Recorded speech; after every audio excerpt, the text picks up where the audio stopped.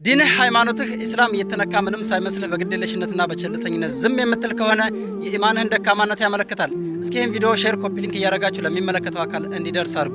ስለ አክሱም ሙስሊሞች ምን ማለት ነው? የአዛን ድምፅ መስማት አንፈልግም ማለት ምን ማለት ነው? ከፈለጋችሁ ሀገራችሁን ለቃችሁ ወደ ሳውዲም ቢሆን መሄድ ትችላላችሁ ማለት።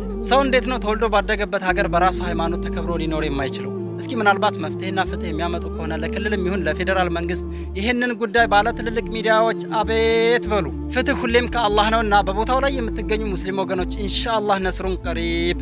ቶሎ ፍትህ ከመጣላችሁ ሰየው፣ ካልሆነ ግን አፋችሁን እንኳን እንዲህ ቢያፍኗችሁ አዛን ማድረጋችሁም ሆነ ዲናችሁን አጥብቃችሁ መያዛችሁን እንዳትለቁ።